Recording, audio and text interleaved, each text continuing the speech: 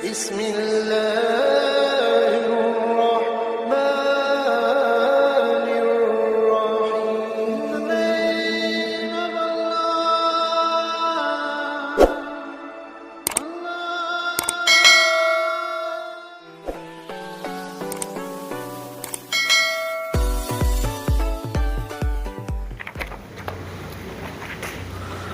assalamualaikum warahmatullahi wabarakatuh.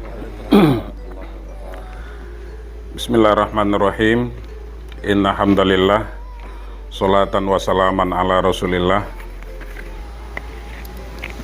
Asyhadu an la ilaha illallah wahdahu la syarikalah, wa asyhadu anna muhammadan abduhu wa rasuluh sallallahu alaihi wasallam la nabiyya ba'dah. Amma ba'd. Marilah sama-sama kita bersyukur kepada Allah Subhanahu wa Ta'ala, dengan bersama-sama pula kita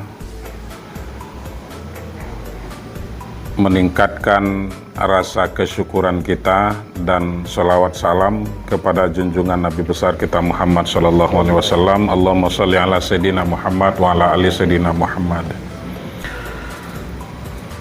Bapak-bapak, sebagai orang tua dan wali di dalam pernikahan anaknya nanti, dan juga calon mempelai ataupun yang sering kita kenal dengan calon pengantin, Saudara Ramadhani dan Saudari Siti Maharani. Hari ini adalah kita akan melaksanakan beberapa proses menjelang ijab kabul. Karena salah satu dari tugas pokok dan fungsi kantor urusan agama kecamatan itu adalah untuk memberikan materi kursus calon pengantin. Apa yang dimaksud? Kursus calon pengantin itu adalah untuk bagaimana nanti Anda bisa memahami perjalanan kehidupan rumah tangga itu ke depan. Karena berdasarkan penelitian dari berkas yang saudara ajukan beberapa hari yang telah lalu, kami berkesimpulan bahwa Anda berdua ini belum ada pengalaman dalam membina rumah tangga. Kenapa saya katakan belum ada berpengalaman? Ya, karena belum pernah nikah. Nah, itu dia. Makanya tidak ada pengalaman. Karena Anda belum berpengalaman dalam membina kehidupan rumah tangga, maka Anda diharuskan untuk hadir ke kantor urusan agama ini mengikuti kursus calon pengantin. Sesungguhnya kursus calon pengantin ini itu diadakan beberapa kali, bukan hanya sekali saja, tapi akan diadakan beberapa kali karena pemateri-pematerinya itu ada yang dari BKKBN, kemudian ada yang dari orang kesehatan, ada dari majelis ulama, kemudian ada dari lembaga adat, kemudian ada dari penyuluh keagamaan. Supaya apa? Supaya kamu nanti dalam menjalankan kehidupan rumah tangga itu memang betul-betul matang. Kenapa kok harus pakai orang kesehatan, Pak? Kan gitu, Mbak. Karena Anda nanti supaya memahami baik umpamanya masalah kesehatan Anda maupun masalah gizi-gizi dan segala macam. Makanya sekarang ini kan banyak kita banyak kita dengar sekarang ini ada umpamanya anak yang kurang gizi. Jadi yang dikenal dengan stunting istilahnya sekarang ini. Jadi supaya apa? Supaya jangan ini terjadi, maka butuh kematangan, butuh kedewasaan dalam membina kehidupan rumah tangga itu. Kalau dulu Ramadhani, Kita di pondok pesantren katakan seperti itu. Belajarkah kita tentang bab nikah? Iya. Belajar, tapi secara teori. Dan kita tidak akan tahu bagaimana praktek di lapangan. Kadang-kadang orang yang teorinya lebih bagus, maka rumah tangganya tidak ada ketenangan kadang-kadang. Rumah tangganya nggak ada kebahagiaan. Sementara orang yang tidak sekolah sama sekali, kenapa mereka hidupnya tenang, kemudian rumah tangganya tidak pernah cekcok dan segala macam. Nah, jadi karena apa? Karena ilmu yang sangat besar manfaatnya itu adalah pengalaman dalam kehidupan kita.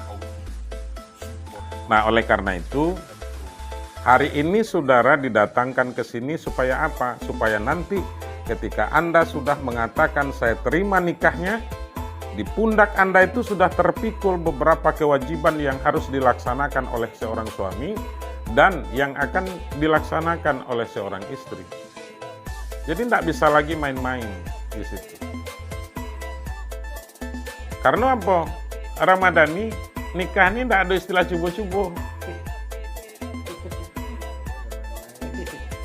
Basing lah katanya kan.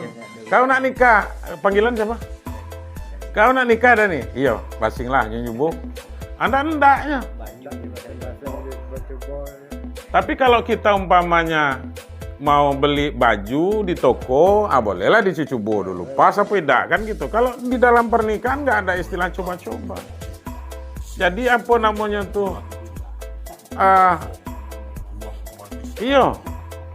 Nah, artinya tebujur lalu telintang patah dibuatnya. Itu udah istilah adat tuh. Jadi pahit dan manisnya harus ditelan. Dan ndaknya umpamanya kalau manis lagi umpamanya telan, sudah itu kalau pahit umpamanya ludahan lah. Nah ndaknya model itu rumah tangga. Tiba umpamanya di waktu senangnya, yolah sayanglah ke bini. Sudah itu lagi umpamanya tiba di waktu susahnya bini bercampaan. Nah ini saya mohon maaf, ini bahasa saya agak kasar dikit Pak. Agak kolot, bukan agak kasar, memang agak karena saya kurang dusun masalahnya, tukang nak wesonan. Nah, jadi seperti itu.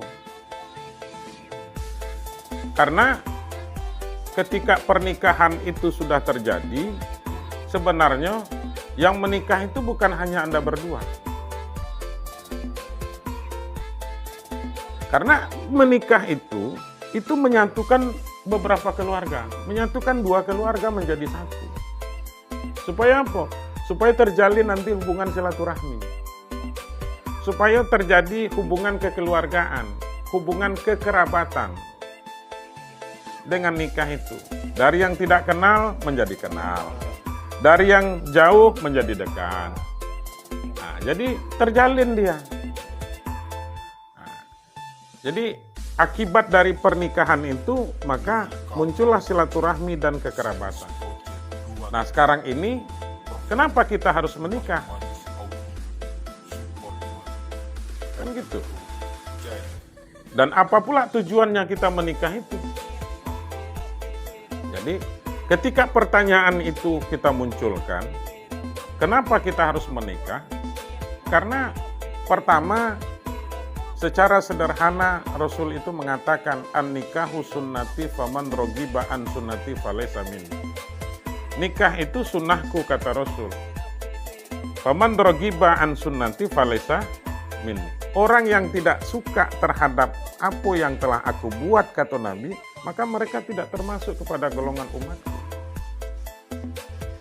Nah, jadi itu tadi makanya kita harus menikah.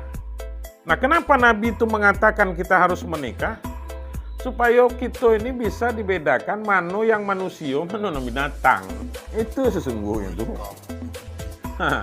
Kalau binatang, ini kawin tuh lah. Ya udah pakai nikah dah. Nah, itu saja barangkali. Mudah-mudahan ada manfaatnya. Wallahu muwaffiq ila aqwamit thoriq. Wassalamualaikum warahmatullahi wabarakatuh.